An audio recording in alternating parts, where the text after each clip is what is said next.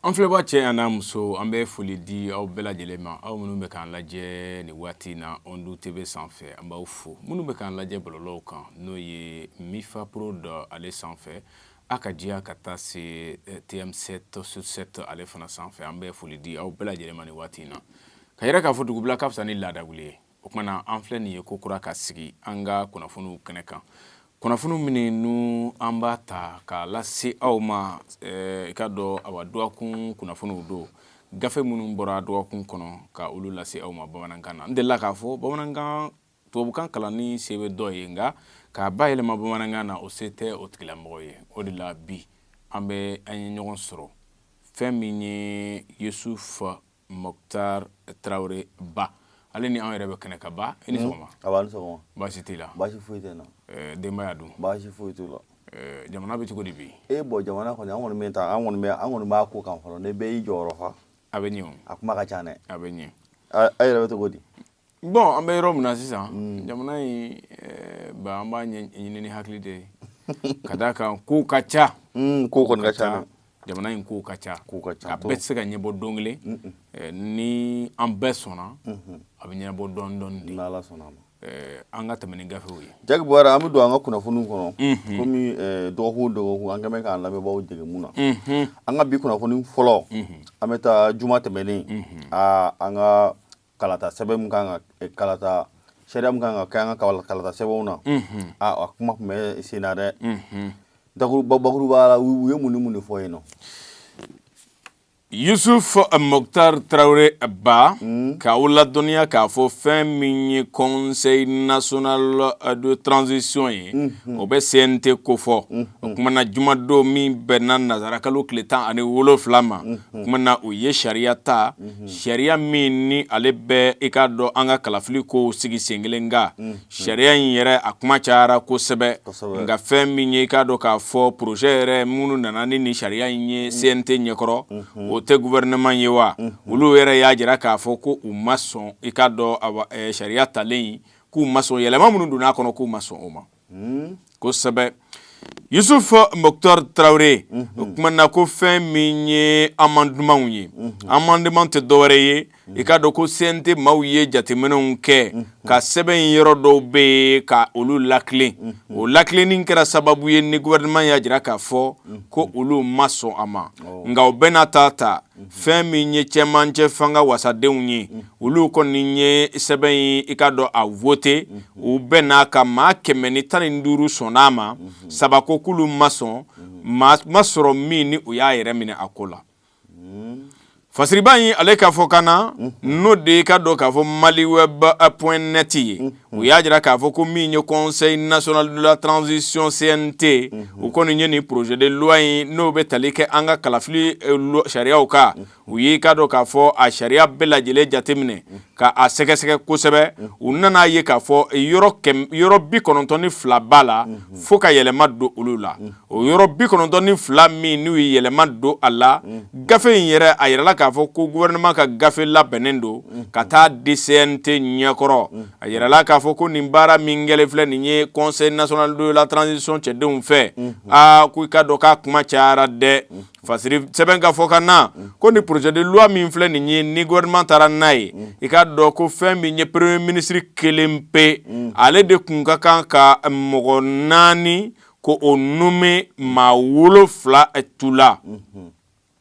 mɔgɔ 4 ale de kun b'o nommé mɔgɔ 7 tu la fɛn min ye i ka dɔn k'a fɔ autorité indépendante de gestion des élections n'a bɛ ko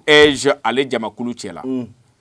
fasiriba ko fɛn min ye parti politiques ye olu minnu ye k'a dɔn k'a fɔ politique mɔgɔw ye ko olu tun sen bɔra la pewu i k'a dɔn k'a fɔ nin loi in kɔnɔ ko olu tun tɛ mɔgɔ di wa ko fana nin ye cogo min na fɛn min ye CNT fana ye ko olu fana ka maa kun tɛ a kɔnɔ a jirala k'a fɔ ko nin amendement olu nana kɛ a ko la nka ko fɛn min ye premier ministre ye u ye maa 1 pe de di a ma ni mɔgɔ 7 la k'a ka maa suganti ta u ye 1 de di a ma k'a ko o bolo jɔ o tigi la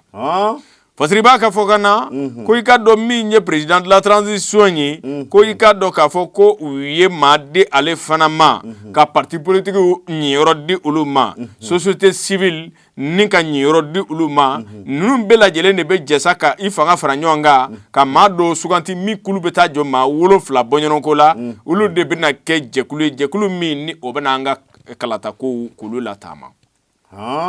fasiri b'a ka fɔ ka na ko fɛn min ye nin amendement ye n'i ye a jateminɛ k'a bɛ article 200 ɲɔgɔn na bɔ min n'i ka dɔn k'a fɔ o tun bɛ a kɔnɔ minnu kun jɛngɛlen bɛ ni CNT ye fɛɛrɛ ɲini o la k'olu latilen ministre délégué min bɛ premier ministre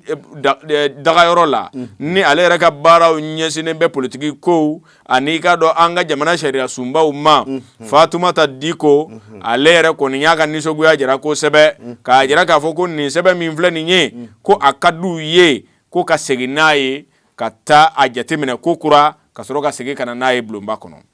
nka ko sɔn ma k'o ma dɛ ministre délégué ko i ka dɔn k'a ye séance ɲini ko k'a suspend seko bɛɛ lajɛlen na sɔn ma kɛ o ma wa fana ni min ye CNT ye ko u tora u cogo la wa k'ali u ma maa lamɛn u ye baara kɛ ni hakili ye ni ka sɔrɔ ka sariya in ka a voter ni k'a bolonɔ bila ka sɔn kɛ a ma o cogo la ni ka sɔrɔ ka a bila ka taa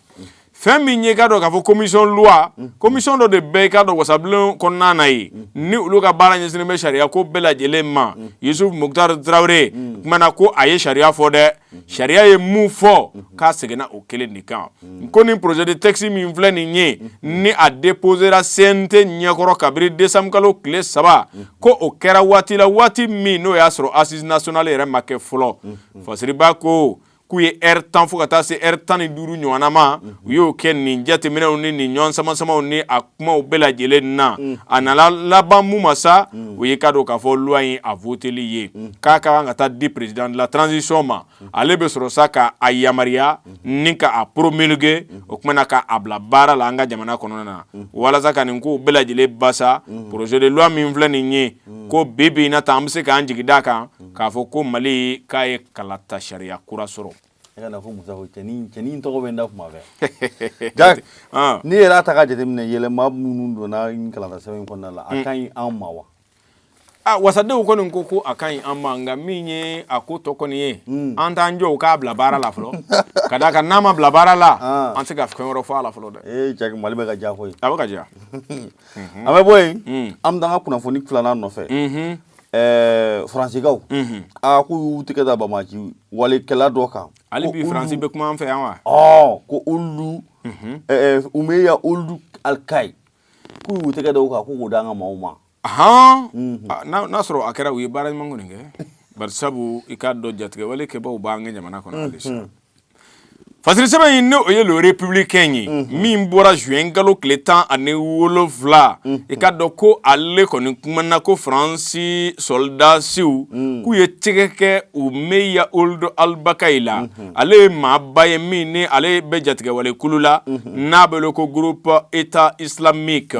arabadon juin kalo tile 15 tɛmɛnen armée française ye nin kuma in bɔ k'a bin i ka dɔn u ka ɲɛmaayaso ka fɔ ka na ko nin djihadiste min filɛ n'o ye jatigɛ wale kɛba in ye k'u y'a minɛ yɔrɔ la yɔrɔ min ni ale i k'a dɔn k'a fɔ a filɛ nin ye Mali dancɛ ale dɔ de la k'u ye tigɛ kɛ a la o dancɛ in na a kɛra fɛn min ye juin kalo tile 11 ka dugu jɛ juin kalo tile 12 la opération Barkhane i k'a dɔn u ka wulikajɔ dɔ sen fɛ k'u ye tigɛ kɛ nin cɛba in na i k'a dɔn min yɛrɛ ni a ka wulikajɔ barika kun ka bon kosɛbɛ n'o de Umeya Ould Al-Kay ye fasiriba ka fɔ ka na ko nin cɛ min filɛ k'a minɛna guruma kɔnɔna de la Mali ani ka dɔn a bɛ yɔrɔ dɔ bɛ wele ko Oudalan o filɛ nin ye Burkina dancɛ la k'a minɛna o furancɛ ninnu de la yen a yɛrɛla k'a fɔ ko maa min don ka a sen yera bingani caman na kosɛbɛ anw ka jamana kɔnɔna na yan a ka diya i ka dɔn Gawo mara la kosɛbɛ fasiriba ko a sen tun bɛ i ka dɔn jɛkulu la jɛkulu minnu ni olu de tun bɛ bɔmu jugu i ka dɔn mugu jugu pɛrɛnta don dugu jukɔrɔlaw la min ni o de tun bɛ pɛrɛn ni ka adamadenw bɔnɛ u nin na fasiriba ko o maaba dɔ de don nin cɛ min filɛ nin ye ko bolosinen bɛ a ma kosɛbɛ Mali ale kɔnɔna na a ka diya Burukina ale yɛrɛ fana kɔnɔna na fasiriba ko i ka dɔn walasa k'a ka tiɲɛniw bɛɛ lajɛlen fara ɲɔgɔn kan ko dan tɛ a la dɛ nin cɛ min kɔni filɛ nin ye ko i ka dɔn u kɔni ye tigɛ kɛ a la nga ko o bɛnna waati ma waati min ni Faransi soldasiw u y'u ka kan laban u y'o di ka dɔn Mali ma n'o de ye Menaka base militaire min tun b'u bolo Menaka k'u y'o di an ka soldasiw ma ni ka sɔrɔ ka kan bɛ ni yafa mabila kɛ ɲɔgɔn ye sa o kɛra tɛnɛ don juin kalo tile 13 ni ka sɔrɔ sa ka i ka dɔn o yɔrɔ tile di Mali ma ka sɔrɔ ka i kɔ da fiɲɛ na ka tɛmɛ n'u yɛrɛ ye ni ka sɔrɔ ka taa u ta yɔrɔ la M ka Jakite ale ka fasirilen don ka bɔ le républicain kɔnɔ ka Jakite o kuma la est-ce que Faransi to bɛ Mali kɔnɔ bilen yɛrɛ Faransi est-ce que nin t'u bannen sa wa parce que base militaire laban min tun b'u bolo n ka faamu na o de ye Menaka ye donc n'o y'o kɔni di o y'a bannen ye u ka taa ka bɔ an da la Musa Jaki bɔra an bɛ bɔ yen nɔ an bɛ taa kunnafoni dimaw ka wari ko premier ministre tɛ ka tiɲɛ fɔ a ko kan dɛ a fɔra ten kuma donsow fɛ limɔgɔ ka bobara kɔfɛ tɛmɛ ye tiɲɛ ye nka n'i ye a nɔrɔ ye a la a bɛ kasako la o kuma na ko min ye i ka dɔn k'a fɔ jamana premier ministre ye ani kunnafonidilaw ni ɲɔgɔn cɛ a ka dɔn ko a kuma k'a bɛ ka caya dɛ Dr Choguel Kokala Mayiga ko tɛ wa jamukan min bɛ sigi ORTM fɛ n'a bɛ wele ko Mali kura taasira k'a dɔn k'a ye laseli kɛ o kɔnɔna na Premier ministre y'a jira k'a fɔ ko kunnafoni jɛnsɛnnaw ye ale kɛ kalontigɛla ye ko ka tila k'ale nɛni ka a da fɛn bɛɛ lajɛlen ma ko kunnafonidilaw ye o kɛ a ye nin kuma fɔ min kɛ hali o ko ma bila ka suma Banjugu Dante ale tɛ maison de la presse ɲɛmaaba ye wa a ye o kuma in yɛrɛ galontigiya ni communiqué dɔ ye min kɛra juin kalo tile 14 a ka communiqué la a ko premier ministre ye bɔli min kɛ Mali kura taasira jamukan na ale Banjugu Dante ko i ka dɔn a ye kan min fɔ ko kalondo bi kalondo sini wa i ka dɔn ko a bɛ ka min kɛ ko de ka kunnafoni jɛnsɛnnaw bila ɲɔgɔn na fasiri sɛbɛn ka fɔ kan na a ko i ka dɔn Mali kura taasira la min ni a bɔra ORTM jabaranin sanfɛ juin kalo tile 13 san 2022 i ka dɔn k'a fɔ ko premier ministre y'a jira o kɛnɛ kan ko journaux dɔw n'o de ye kunnafoni fasiri gafe dɔw ye ko u ye ale qualifié de voleur k'a kɛ zon ye ni ka sɔrɔ k'a jira k'a fɔ ko ale ye kunnafoni kolon di min bɛ tali kɛ kunnafoni jɛnsɛnnaw ka wariko kan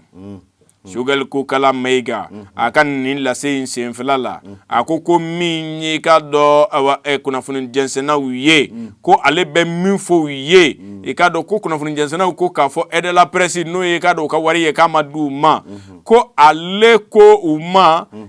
don dɔ la ko a bɛna fɛɛrɛ bɛɛ kɛ k'a yɛrɛ kunnafoni a ko bɛ yɔrɔ kelen pe min na k'o ɲɛɲini k'o dɔn walasa a ko ka se ka bila kɛnɛ kan ten k'o de kɛra min kɛ ale Choguel Kokala Mayiga ale seginna ni k'a ka ministre min ka baaraw ɲɛsinnen bɛ i k'a dɔn kunnafoni ko ma a y'o wele ani mun ka baaraw ɲɛsinnen bɛ kunnafoni ko ma a y'o de wele o kumana ni ka sɔrɔ k'o ɲininka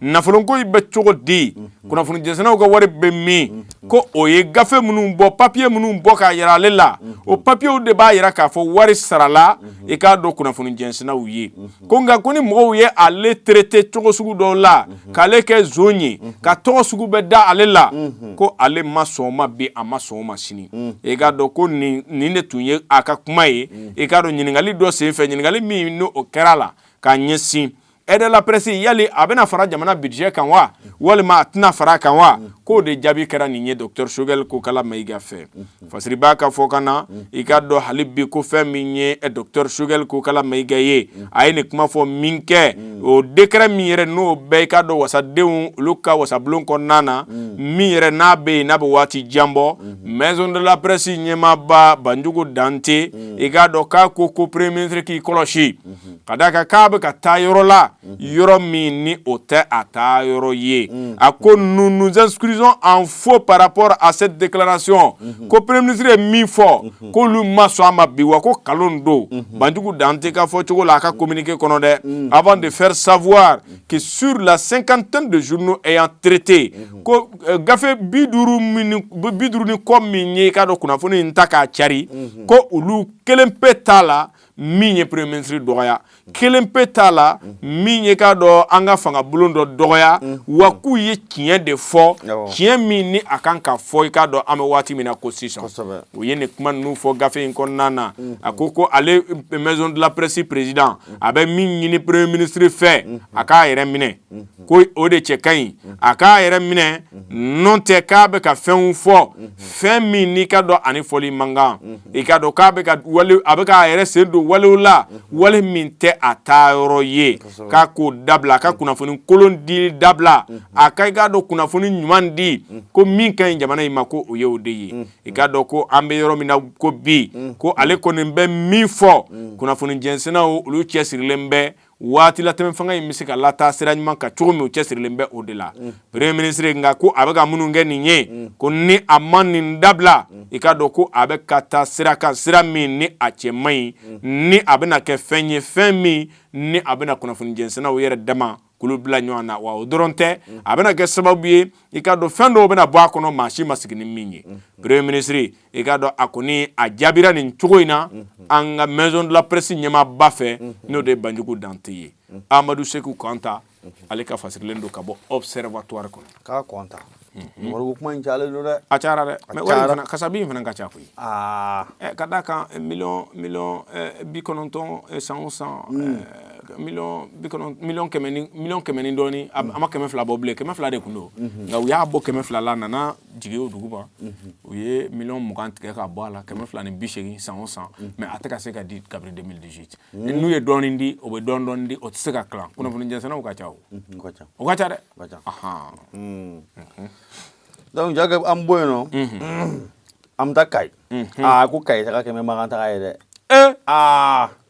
n ko tuguni Kayi taga kɛmɛ makan taga ye dɛ k'a ko gɛlɛyalen bɛ kojugu u ko cogo di yen nɔ na an ko k'an bɛ Kayi sira ta i k'a dɔn k'a fɔ ko fɛn min ye Kayi ba ka so ye o bɛ tali kɛ an ka siraba numéro fɔlɔ Mali kɔnɔ n'o de ye route nationale numéro 1 o tuma na ko an bɛ don min na ko bi walasa i ka taa Kayi ko a ka gɛlɛn kosɛbɛ dɛ k'a sababu kɛ mun ye kɛlɛ min n'o ye de jihadi kɛlɛ min wulila Ukraine jamana ka Russie ni Ukraine ni ɲɔgɔn cɛ o kɛra sababu ye ni ka carburant sɔngɔ yɛlɛ bɛɛ lajɛlen b'o kalama ka bɔ Bamakɔ yan bi ka taa i ka dɔn k'a fɔ yɔrɔ caman na gɛlɛya b'o la nka ko tigɛfa kelen bɛ Kayi ta kan dɛ bari sabu ko n'i ma 2000 sara walima 2000 ni 200 walima 2000 ni 400 n'i ma o kɔni sara i tɛ taa Kayi ɲɛna ko de daminɛ bɛ o kɛra sababu ye Kayikaw kɛlen bɛ ka jɛkuluba dɔ sigi n'a bɛ ko synergie des forces vives olu kɔni ye a jira k'a fɔ ko nin prix min filɛ nin ye ko a ma bɛn olu ma bɛn a ma bɛn olu ma sini bari sabu ko u tɛ ka kan kelen yɛrɛ fɔ a ko la ko n'a tora nin na k'olu na car bɛɛ bloqué u kɔni o kelen kɛ dɛ Kayiba jaba tɛ k'u bɛ bɔ da kelen n'u dun y'a bloqué tɛmɛyɔrɔ wɛrɛ tɛ yen sira wɛrɛ tɛ yen o kumana an bɛɛ bɛ to yan maa si tɛ taa maa si tɛ na k'u ka sabali Kayi Bamakɔ fasiri ko min ye a sigida kɔnɔmaw ko nin ye ko gɛlɛya b'u ka dɛ fasiriba ko min ye compagniew ye o tɛ mobili baarakɛlaw ye wa k'olu de b'a la k'u ka sariya dicté u kun nafolo min ka d'u ye o b'o ta n'a y'i diya a ta n'a m'i diya a to yen k'o de daminɛ bɛɛ i k'a dɔn k'a fɔ Kayi kɔnɔna na k'a bɛ waati jan bɔ dɛ kabiri a fɔra ko dɔɔnin farala carburant sɔngɔ kan i k'a dɔn k'o bɛ ka kɛ sababu ye dɔw b'a la k'u nafoloba sɔrɔ adamadenw kɔ la k'o kɛra dɔw yɛrɛ ka nafolo sɔrɔ sababu ye dɛ u wulila ka négociation kɛ ni ka delili ni fɛn bɛɛ lajɛlen sigi sen kan u ka synergie des forces vives min n'o y'o sigi sen kan walasa u ka bɛn prix kelen kan baara ka kɛ n'o ye nka k'o tɛ ka se ka kɛ barsabu ko dɔw ko olu tɛ wuli ka bɔ u ka prix ka ɲɛna u ye démarche sugu bɛɛ lajɛlen kɛ u ye lettre dɔ yɛrɛ bɔ i k'a dɔn juin kalo tile 13 tɛmɛnen k'a jira k'a fɔ olu synergie maaw n'o de ye kayikaw ye ko u kɔni ye sigi ka fɔ ɲini ni mobili baarakɛlaw ye nka k'u ma bɛn kelen kan u ma bɛn kelen kan ko o bɛna kɛ sababu ye ulu bɛna wuli ka jɔ dɔ sigi sen kan ni bɛn ma kɛ prix kelen na mobili sarako la Kayi Bamako Kayi ko olu na mobili bɛɛ lajɛlen bloqué wa ni k'u ka nisɔngoya jira ka wuli ka jɔ baw kɛ k'u ka nisɔngoya jira bɛɛ lajɛlen na u ye nin kuma fana fɔ o cogo la ten a président ba o kumana ko a y'a jira k'a fɔ ko fɛn min ye Kayikaw kɔni ye k'olu ni dugudenw bolo bɛ ɲɔgɔn bolo u bɛnnen bɛ ko la wa k'u na wuli ka jɔ kɛ ɲɔgɔn fɛ walasa k'u tana yira i k'a dɔn mobili baarakɛlaw la synergie y'a jira k'a fɔ k'u na mobiliw bloqué wa ko a bɛna daminɛ ni foyi ma bɔ kow la juin kalo tile 20 n'o de ye tɛnɛ don ye san 2022 ko ni foyi ma kɛ u na sera bloqué ka bɛn n'o don ye sinikɔrɔ tɛnɛ don sa kɛ sinikɔrɔ kɛ sini u n'a bloqué walasa dɔ ka bɔ sɔngɔw la i k'a dɔn ko fɛn min ye nin jɛkulu ɲɛmaaba ye Boubacar Ɲagado ale de ye président ye min bɛ synergie in kunna a ko olu ma mobili prix ko faamu fɔlɔfɔlɔ la n'i bɛ taa Kayi 8000 francs de kun don n'o ye 1600 ye nka an bɛ waati min na ko bi ko prix kelen yɛrɛ t'a la tuguni ni min ye min diya ko bɛ k'o de kɛ wa bi k'i to 1600 ka taa 2000 dɔw ta ye 2200 dɔw ta ye 2400 passager kelen na i k'a dɔn ko nka k'an bɛ waati min na ko bi ko ça c'est trop ko ka ca o ye cɛya dan ye Ɲagado ka fɔ ka na a ko compagnie ko dɔw tun bɛn'a kan ka prix fixé ka n'a bila 2000 la wa ko u tilara tuguni ka na bɔ o la ka dɔ fara ka u yɛrɛ ye nin cogo in na tan wa ko n'a tora nin na ko i ka dɔn ko voyage bɛ gɛlɛya Kayikaw bolo o kama k'ulu na wuli ka jɔ sinsin min ye ka dɔn Kayikaw kɔni ye olu bɛ lafiya sɔrɔ cogo min na k'u na bɔ n'o sira kɔni ye Mamadu Jara ale ka fasirilen don ka bɔ le pays kɔnɔ k'a jara Kayita ka gɛlɛyara dɛ Jaga an bɛ bɔ yen nɔ an bɛ taa États-Unis ambassade k'olu ye kulomagɛnya k'a fɔ ko an ka to k'an farati ko sinon ko kabako bɛna k'an ka jamana in kɔnɔ yan dɛ o tɛ kunnafoni duman ye o tɛ kunnafoni duman ye n'u américains dun mana min fɔ u ye alerte bila dɛ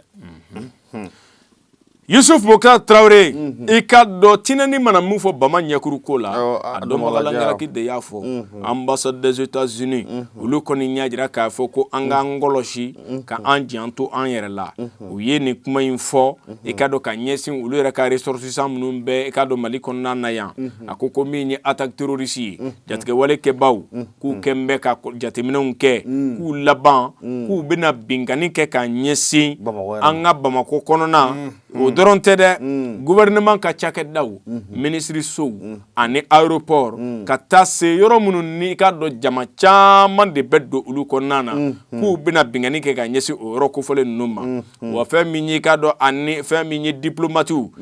ambassadew n'o lasigidenso minnu bɛ Mali kɔnɔ k'u laban ka binkani bɛ ɲɛsin o fana ma dɛ ani dakabana l'hôtelba minnu bɛ yen ka taa se restaurantw ma fana ko binkani laban bɛ ɲɛsin olu fana ma fasiri i ka dɔn k'a fɔ ka kuma fɔ la nin kuma in bɛɛ lajɛlen bilara bɔlɔlɔw ka alamusa don i ka dɔn kɛrɛnkɛrɛnnenya u ka bɔlɔlɔ sira min bɛ wele ko Facebook kumana a bilara u ka alamusa don i kɔrɔ nin ye min ye i ka dɔn États-Unis ambassade ye u ye nin kuma in fɔ ko olu yɛrɛ ka citoyen minnu bɛ yan k'u janto yɛrɛ la dɛ barisabu janto yɛrɛ la kɔrɔ cogo de kaɲi i ka dɔn Yusuf Boubacar Traoré ko u k'i kɔlɔsi gouvernement ka cakɛdaw la u k'i kɔlɔsi aéroportw fana na u k'i kɔlɔsi yɔrɔ minnu bɛ yen ni tubabubilenw bɛ yaala kɔnɔ kosɛbɛ u k'i kɔlɔsi olu la a ka diya hôtelbaw ni restaurants o kɔni a bɛ taa yen ne ye hali ni an kɔni ci hali ni y'an bɔn ka taa an bɛ sira fara an tɛ taa yen t'an ta yɔrɔ ye fasiriba ka fɔ kana i ka dɔn ko fɛn min ye i ka dɔn ambassade ka fɔ kana ko olu k'i jantu yɛrɛ la wa u k'i jantu yɛrɛ la ka bɛn ni waati minnu ye o ye 23 heures ka na bila fo 5 heures du matin olu kɔni ye couvre-feu yɛrɛ sigi ambassade kɔnɔ koyi maa tɛ don olu fɛ yen maa tɛ bɔ k'a daminɛ 23 heures ka na bila fo 5 heures du matin na ambassade des États-Unis min bɛ Bamakɔ yan u ko fɛn min ye u ka ressortissants ye ko k'i jantu yɛrɛ la dɛ i ka dɔn novembre kalo tile 20 nata novembre kalo tile 20 san 2015 ni hakili b'a la ka segin an kɔ dɔɔni bin kɛra hôtel Radisson Blu ka Bamakɔ yan maa minnu y'o baara kɛ o kun ye Al-Mourabitoun maaw de ye o ye groupe ye min ni Al-Qaïda bolo bɛ ɲɔgɔn bolo i ka dɔn n'a bɛ ko AQMI o sen fɛ maa 27 nin tora o la wa n'i y'a jateminɛ maa minnu fatura o la ko i ka dɔn jamana wɛrɛ maaw tun bɛ a la a ka diya fɛn min ye terrorisiw yɛrɛ ye olu ka maa 3 fana tora a la hakili jigin don hali sa san 2012 ka na bila fo an bɛ waati min na ko bi bɛɛ lajɛlen b'a dɔn min ye lakana kɔni ye o kɛn bɛ kabako ye anw ka jamana kɔnɔ wa ko janton yɛrɛ la o kɔrɔcogo ka ɲi ambassade des États-Unis min bɛ Bamakɔ olu ka baara kɛlen an bɛna fɔ Musafu a ka to ka don 23 heures so ale bɛ yala de Musafu tɛ sigi a ye n bɛ taa gɛrɛn na dɛ n bɛ taa nin da dɛ an bɛ kanga da ye a dun k'i janto a yɛrɛ la Jaga an bɛ bɔ yen nɔ an bɛ taa Ayise Bari Caporal Ayise Bari ko mɔgɔ min kɛra a sata ye ko o y'u tɛgɛ da a tigi kan a tɛ tɛmɛ nin kan koyi Yusuf Muktar Traoré ba n delila k'a fɔ ni sɛ suɲako wuya dar'i la ni wɔlɔkun yer'i bolo ale bɛ i ma kisi fɔlɔ dɛ ka d'a kan a bɛɛ ye kɔnɔlaka ye a bɛɛ ye kɔnɔ ye assassinat de la caporal Ayise Bari fasiri sɛbɛn indépendant de ka baara kelen don u ko k'a fɔ maa min ni ale kɛra sababu ye ka i ka dɔn Ayise Bari ni ka a bɔnɛ a nin na fasiri ko a tun minɛna wa a tilara ni k'a yɛrɛ bɔsi ka bɔ gendarmerie maaw bolo o kumana k'a kuma kun cayara gɛrɛndaw ni temi yɔrɔw la a ka diya salonbaw kɔnɔ nka ko i ka dɔn maa wɛrɛ tɛ dɛ Mohamed Aïdara i ka dɔn ko ale de don fasiri b'a ko fɔ kana ko min ye brigade de Bamako kura brigade maaw k'u ye wulikajɔ kɛ kalo tile 9 ka taa se kalo tile 10 sufɛla kɔnɔna na k'o kɛra sababu ye u ye yɔrɔ kɔni dɔw u sɛbɛkɔrɔ jateminɛ ko tigɛ taara kɛ kamalen na Sangare bugu i k'a dɔn k'a fɔ Sangare bugukaw fɛ yen ko a minɛna yen de k'aw hakili jigin Mohamed Aïdara min filɛ nin ye k'a kun sera k'a yɛrɛ bosi ka bɔ maa ninnu bolo o kɛra kabiri mars kalo tile 12 tɛmɛnen i k'a dɔn a kun minɛna lakanabon 5 na n'o de 5e arrondissement policiers ye fasiri b'a ka fɔ kana mun jalaki bɛ a kɔ ko maa don maa min n'a kɛra sababu ye ni ka tasuma de bila u siso la tasuma min bilara u siso la k'o kɛra sababu ye ni ka garde national Ayise Bari i ka dɔn caporal min ni ale bɛ garde national la Ayise Bari ni ka o bɔnɛ a nin na i ka dɔn ko a kɛra mɛ kalo tile 9 tɛmɛnen i k'a dɔn k'a fɔ min ni a kuma durula Mali kɔnɔna na yan kosɛbɛ o kɛra sababu ye ko a tun bolila fɔlɔ bi in na tan a minɛlen u m'a ko bila dagagirinda la dɛ u y'a di brigade territoriale de Bamako kura tigiw ma i ka dɔn min ni olu yɛrɛ fana y'a ka sɛbɛnw bɛɛ lajɛlen ta ka taa commune 3 au tribunal kɔnɔna na walasa sariya k'a ka kɛta k'a la ani min ka kan o ka d'a kan indépendant Jaga an bɛ bɔ yen nɔ an bɛ taa point G a ko 760 ni 60 ko de tununna ye dɛ o kumana olu tun b'a dun cogo di de n m'a dɔn u bolo 2 la wa a kuma kɔni caya mɛ ko mun fɔ n bɛ yen nɔ o ma fɛn d'e ma ala kɔni jɔli n'u ye fɛn di ne b'a fɔ wa Musafu don Musafu bɛ sɔn dɛ a b'a kun fɛ mana n'a dɔ dir'a ma cɛ min don a b'a dun cɛ min don a b'a dun a b'a dun Yusuf Muktar Traoré ba cɛbakɔrɔ i sigilen tɛ ye jama mun na i jɔlen tɛ ye jama mun na kana ba farati sigili ma n'i sigibaw k'i taara so n'o tɛ u b'a fɔ k'i taara so n'i bɛ fɛ ka kisi jamarɔ malo ma fɛrɛ kɛ i k'i sigiyɔrɔ jateminɛ ne y'i sigi dugutigi sigiyɔrɔ ni dugutigi nana i ma kisi lawulili ma fɔlɔ an bɛ taa hôpital du point G o kumana ko 1,760,000 a jirala k'a fɔ ko kɔni tununna olu ka i ka dɔ cakɛda ba in na ni dɔgɔtɔrɔsoba min filɛ nin ye fasiriba ko min ye vérificateur général ale de ka wulikajɔ kɛra sababu ye ni ka nin kow bɛɛ lajɛlen dakɛnɛmaya ni k'a jira k'a fɔ ko fɛn min ye san 2018 2019 2020 ka n'a bila juin kalo tile 30 la san 2021 sɛgɛsɛgɛli de kɛra o kɔnɔ k'a ye k'a fɔ yali u tun bɛ ka baara kɛ cogo di nafolow bɛ labɔ cogo jumɛnw na nafolow bɛ ka taa sira jumɛnw fɛ wa mun ni mun de bɛ ka kɛ yali furaw bɛ ka don a donda fɛ wa maaw bɛ ka furakɛ cogo la wa o kuma na wali u ye mun ni mun de san ka n'a bila dɔgɔtɔrɔso in kɔnɔ ko sɛgɛsɛgɛliw taara kɛ o kan ka hakili jigin kɛ hôpital du point G min filɛ i ka dɔ Yusuf Muktar Traoré k'a bɛ yen kabiri san 1906 waati 1906 bi ko tɛ bi ko tɛ bi ko tɛ dɛ point G kɔni Fasiriba ka fɔ ka na et c'est constitué à partir d'un hôpital militaire i ka dɔn ko n'i y'a jateminɛ ko hôpital militaire de kun don n'o de soldasiw ka dɔgɔtɔrɔso ye waati min ni tubabubilenw kun b'an ka jamana kɔnɔ n'a bɛ ko période coloniale ni olu ye an ka jamana ka a coloniser o kumana k'an k'u sago ye na hali bi an n'u bɛ ɲɔgɔn sama na kabiri o waati Fasiri sɛbɛn ka fɔ ka na ko a yɛlɛmana ka kɛ établissement public à caractère administratif a wele de ko EPA jamana ta don nka u ka sɔrɔ n'u ka nafolo bɛɛ lajɛlen dunni o y'u yɛrɛ ta ye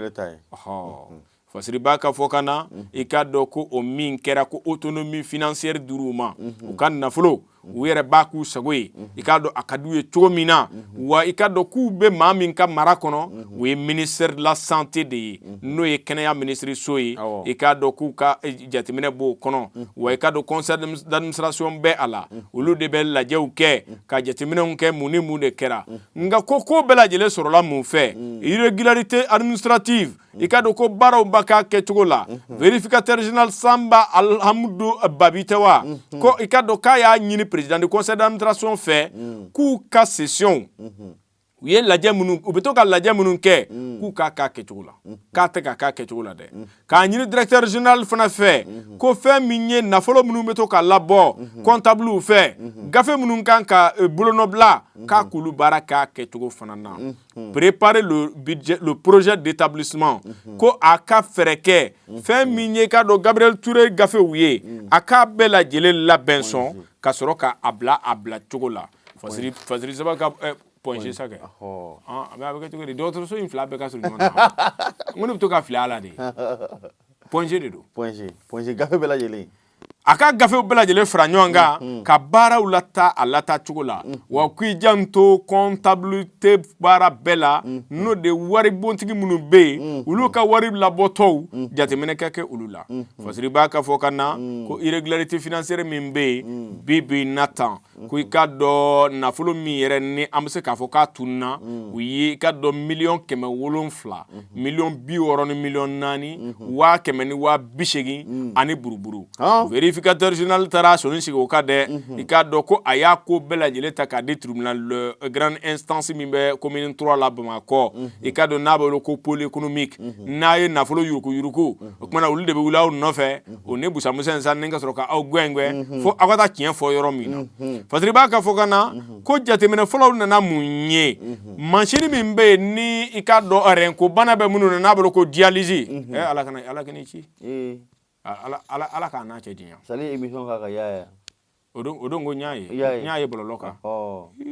ala ka n'i ci o bana in k'i sɔrɔ an bɛ ala de deli a kana i sɔrɔ koyi a man ɲi a kuma yɛrɛ fɔli man di walahi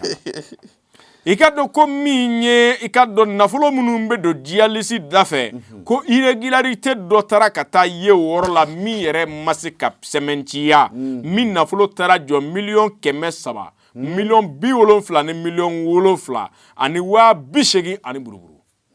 awon kɛ o nafolo tunna o yɔrɔ la Fasiriba k'a fɔ ka na ko au paiement intégral de marché à commande sans livraison u ye commande dɔw kɛ wa hali sini a minɛnw ma d'u ma Ni fana ye kabako ye o nafolo kasabi taara jɔ miliyɔn 100 ni miliyɔn 90 ni miliyɔn 4 ani 60 ani dɔɔni o taara jɔ o fana na au non reversement des produits des ventes des dossiers d'appel d'offres. C'est-à-dire ni aw mago bɛ ordinateur la an ka wele bila entrepreneur ma u bɛna dossier de ta dossier tatɔ u wari dɔ de sara o wari minnu filɛ nin ye o tɛ bila o m'o wari ninnu bila a bila yɔrɔ la a ma taa kɛsi la o nafolo fana kasabi o kumana ko bɛ taa jɔ 50 i k'a dɔn ani 40 ani buruburu ɲɔgɔnna la o kumana ko o fana tunna o yɔrɔ la fasiri b'a ka fɔ kan na i ka dɔn ko an bɛ don min na ko bi fɛn min ye rapport dɔ bɛ yen min ni o bɛ jateminɛ kɛ prix fɛnw kan ka san mun na o kumana n'a ma san olu la u ye minnu yɛlɛ o kan k'o taara jɔ miliyɔn 9 100 ni 30 ni dɔɔni ɲɔgɔnna la fasiri b'a ka fɔ kan na i ka dɔn ko fɛn min ye u ka sarata dɔw nafolo dɔw sarala minnu yɛrɛ n'o o taara sira dɔ fɛ hali bi maa ma taa fan dɔ minnu na n'o bɛ taa jɔ miliyɔn 100 ani miliyɔn 15 fana ɲɔgɔnna la fasiri b'a ko nin bɛɛ lajɛlen faralen ɲɔgɔn kan o de bɛ taa i jɔ miliyɔn 700 miliyɔn 60 ni miliyɔn 4 100 ni 90 ani buruburu la ni rapport in yɛrɛ o ni taara vérificateur général ka site kan i bɛ a sɔrɔ o yɔrɔ la fasiri sɛbɛn i ka dɔn ale de ka gafe bɔlen don min ni a bɔra gafe kɔnɔ gafe min n'an b'a wele ko le 22 septembre Jaki tiɲɛ la projet mɔgɔw a bɛ kabako kɛ kabako kɛ kabako don an bɛ bɔ yen nɔ an bɛ taa Kucala mun kɛra ko bi taara kɛ u ka poste kan dɛ PK 11 i ka dɔn Kucalakaw fɛ yen nɔ Yusuf Moktar Traoré ba bingani in kɛra sababu ye ni ka maa 9 nin to a la maa 8 joginna kelen bɛ yen o tununna maa tɛ taa fan dɔw la pick-up dɔ kɔni tarakira fɛn min ye pistolet mitrailleuse 6 o ɲɔgɔnna bɛ guanguan na ka taa se nafolo mugu kasabi dɔ ma min ni u y'o taraki douane kɛsu la i ka dɔn frontière la ye ni kɔni taara douane nafolo koni ni taara dédouanement kelen sɔrɔ wariw dasilen bɛ ɲɔgɔn kan i bɛ sin ka dinili kelen de min fɔlɔ ka sɔrɔ ka nin ta k'a kɛ juba kɔnɔ ka tɛmɛ n'i yɛrɛ fasiri ko k'a taa sunkɔrɔ o kumana ko fɛn min ye nin wale in kɔni ye maa dɔw de nana u bɛ motow sanfɛ i ka dɔn ani véhicule n'o de ye mobile Toyota couleur bleu i ka dɔn double cabine dɔ o tun b'u bolo a dunnama kama u nana se poste de contrôle PK 11 la i ka dɔn dugu min bɛ wele ko Ngucina ale ni Kucala bɛɛ kilo damadɔ ɲɔgɔn na bɔ i ka dɔn o se min kɛra kɛnɛ kan u ye yɔrɔ lakori fɔlɔ o jigintigina ka yɔrɔ in lakori i ka dɔn ni ka sɔrɔ ka yɔrɔ k'u sago ye fɔlɔ ka sɔrɔ sa ka mun daminɛ ka mugu de cili daminɛ poste la sa kɛra mugu ci ye min tɛ lajɔ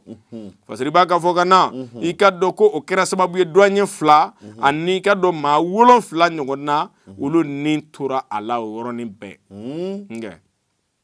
ka maa 8 jogin i ka dɔn ko fɛn min ye force des éléments min ye an ka finitigilakaw ye olu caman bɛ yen mugu ci kan guwa kojugu la olu y'u yɛrɛ ta fɔlɔ o kumana ni ka sɔrɔ ka taa a ɲɛɲini ɲɛfɛ ka na a bɛ kɛ ten de o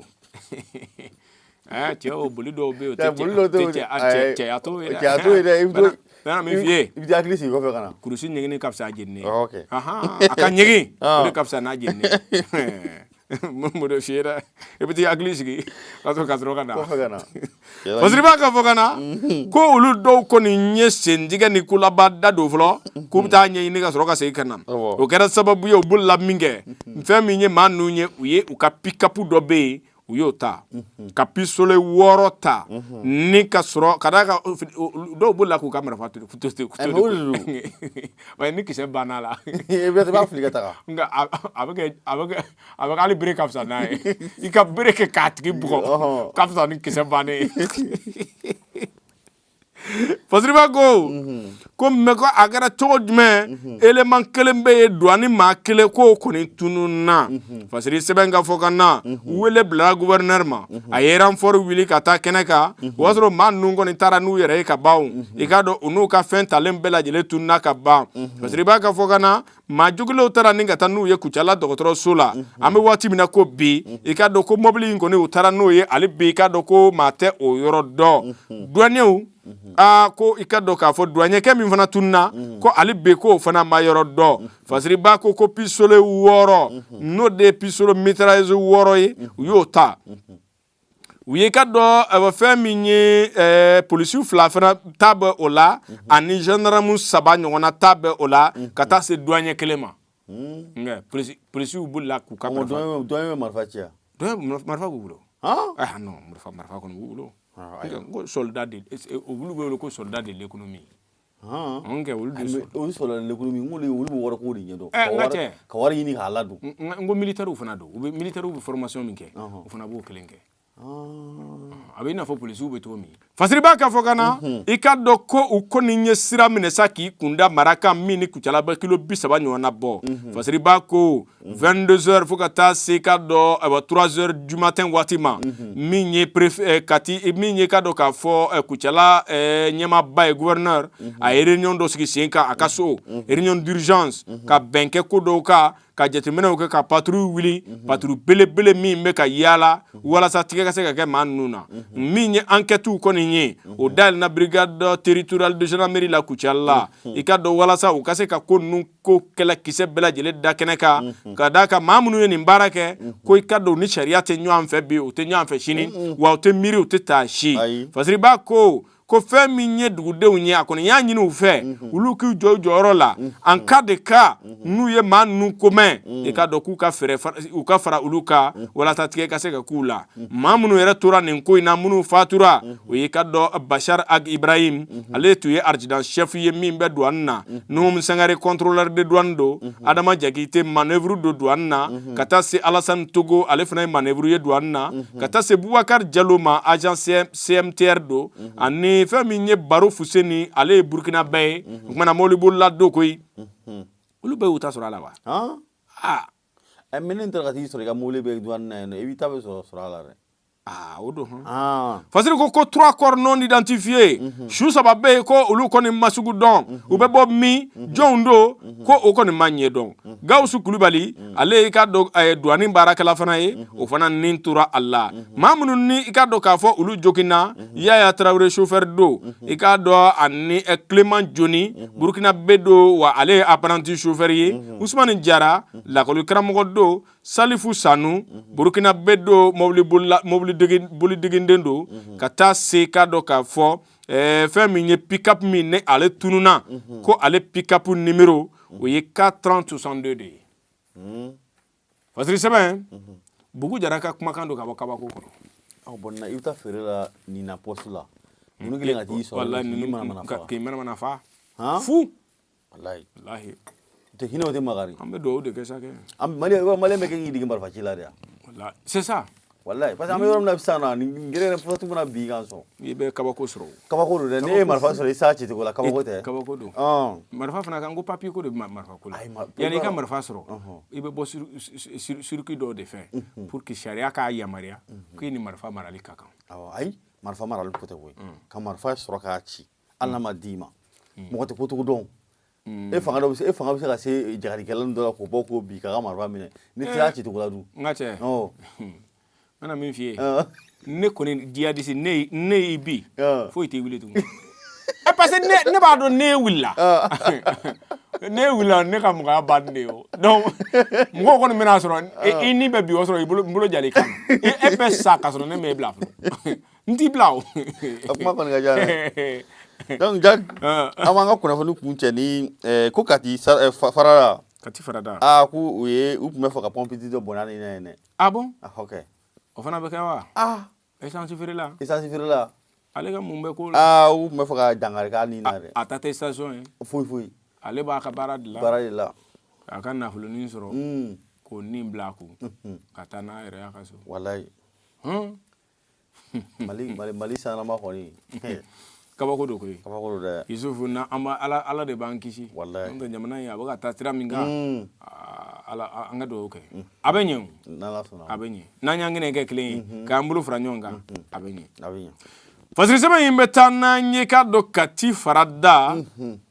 ni wale nyere kera dimasi do mimbe na juengalo kletani flate manema fasiri sema nga fokana 13h wati te kleze ngunye wa okumana ko hama puchugu sambi sabaningile afa ye salifuye abato ko ajara tu togo okumana ale pompisi station suma yafula kati faradala ikado ka foko feminye kamalendo militaire do koy atoko ko gawsu jire ikado maréchal chef de logis gendarmerie la ko de mugu de ci alata amen nakale mi kamu chala wa wallahi ala mali kabako do ko ni flen jana marfa ma di bema de fasiri ba ka fokana ikado ko ni pompisi dem se minvle ama pujugu tewa sambi sabanin kile salifu idendo ane ajara tu togo ikmana ko abestation sumaya fu la kati faradala ane académie d'enseignement de kati manjante ko sebe ikado maréchal de chef de logis gendarmerie la gawsu jire ko adona makama ko meteni civil la mona soldat fini kunta kana wa abaka mobile de kono Mercedes 190 ikmana dimasi do juengalo kletan anin fla nenya tani saba wati ikmana ko ani wale inkera wati de ase mingira station na fasiri seba ga fogana ikado ko aye essence litre mugande ko fo 20 litres d'essence ni kabako yi akoko 20 litres d'essence koko kaka mobile kono gausu jire kumana ko aye wa fla de 20 litres d'essence talen ko fe aye wa fla de dika do awa amama war to tuye menye 4500 keme kononton atotu yori okumana okera minge hama aya yira ka foko wari madafa ko aka war to di kadaka ko 20 litres mbebe mima ko o toy keme kononton di okuma fo mingira ache aya yira ke ina fo war ba poshi kono aya poshi be fuye flo ka jate mena ni war be fe mabo ama fe soro ye minge asina ka telephone ta okumana ko oni manipuler li damne ma mimbla kono bo ya kono wa telephone manipuler ka foko che ka numéro di che aka ama ya ka numéro di aye téléphone manipuler dro ka singa ablaku ko ale war ci chema ni war ko ci bi message bi na ni message mana ni tara compte contrôler ibaye ko abako no fema do che ko ama ko fema do ale kun o kemin kera ikado ko feminye ni general munye gausu ka koko bo ka teke me kono do insara ayo fo minge mana ka do na mobile kono ka beta adon oni ikado ama ke ka portu do indala le fana do na ki siga krefe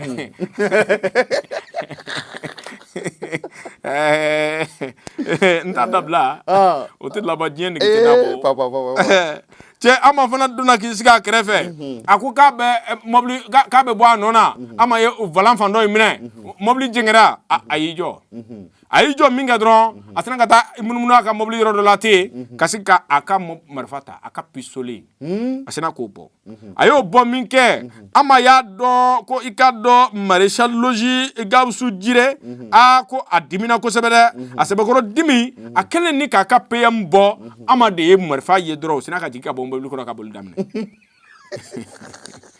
ale boli damine aya tato laje ka fala kraw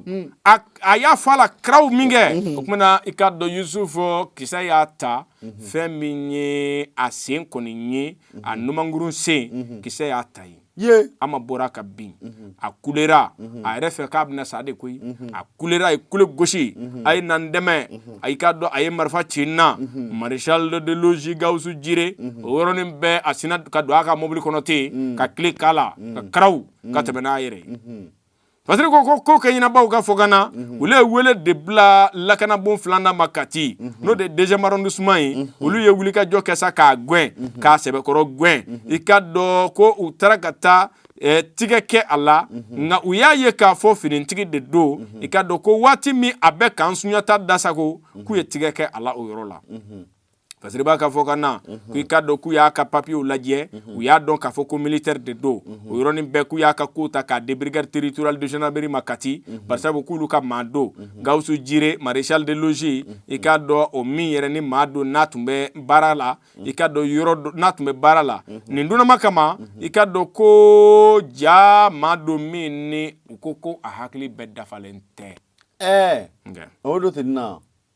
o y'a sɔrɔ ten nɔ de k'a yɛrɛ tun bɛ dɔgɔtɔrɔso de la Kati koyi o ni kolo man k'u tun bɛ furakɛli de la Kati fasiriba ko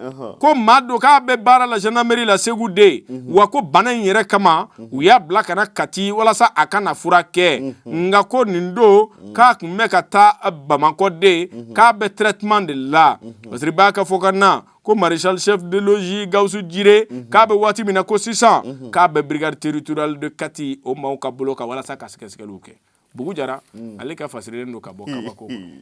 non ni mangɛnɛ bon i bɛ to Bamakɔ ta i ni ɲɔgɔnna façon bɛ taa bɛn bon cɛ bɛ fa fu wallahi fu de y'a ta a ko fatɔ y'a faga a ko fatɔ y'a faga a banna sɛgɛsɛgɛliw bɛ taa kɛ foyi tɛ y'a nɔ na foyi tɛ y'a nɔ la tila ka yafa a ma ten wallahi k'a bila ka taa jamana in bɛ ten de koyi jamana bɛ ten tɔ de koyi Jaki nin bɛ dan sigi an ka bi kunnafoniw na an bɛ foli di an filɛbaaw ma balolaw ka diya jabaraninw sanfɛ k'a f'u ye ni Ala sɔnna a ma an bɛ ɲɔgɔn sɔrɔ Karido ka kunnafoni d'u ma aw k'an bɛn Karido n'Ala sɔnna a ma